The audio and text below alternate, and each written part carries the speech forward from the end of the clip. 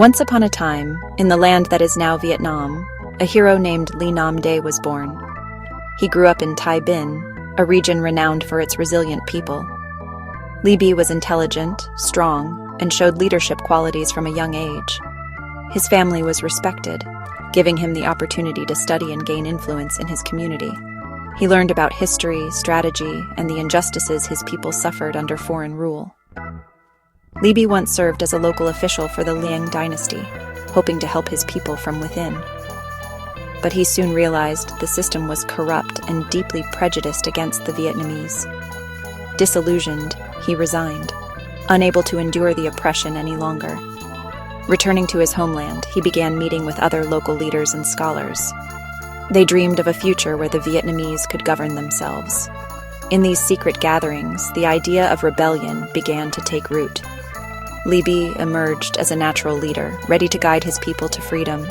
The seeds of revolution had been sown.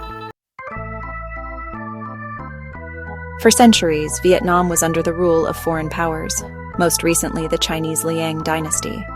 Chinese rulers controlled everything: laws, taxes, and culture, leaving the Vietnamese people feeling oppressed and resentful.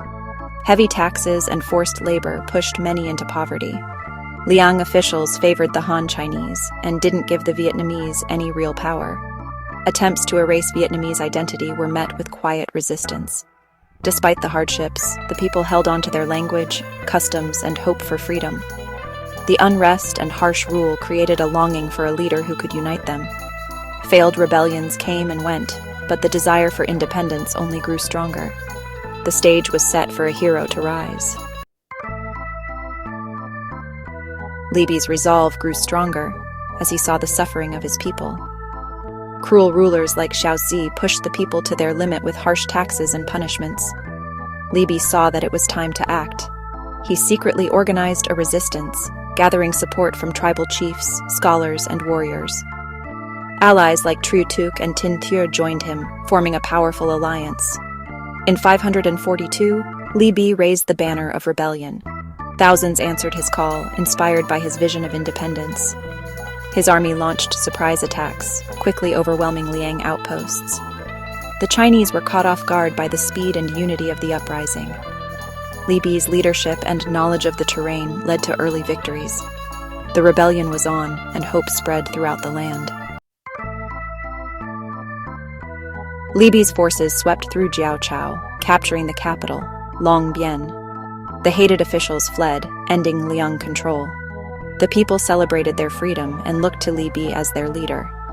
In 544, he declared himself Le Nam Dai, Emperor of the South, and established the state of Van Xuan, meaning 10,000 springs.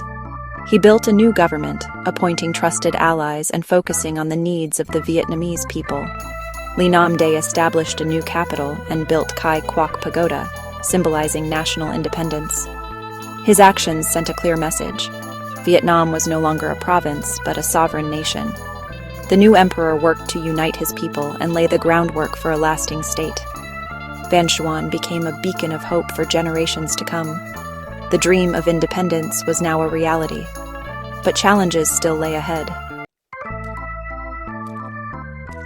The Liang dynasty quickly struck back, sending a large army to reclaim Van Xuan. Le Nam Dai and his followers fought bravely, but were eventually forced to retreat. From mountain hideouts, they waged a determined resistance. After years of hardship, Le Nam Dai died in 548, but his dream lived on. His general, Trieu Quang Phuc, continued the fight, keeping the spirit of Van Xuan alive.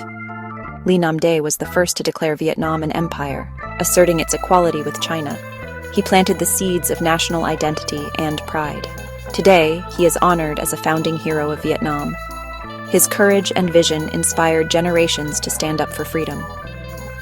Le Nam Dai remains a guiding star in Vietnam's long journey to independence.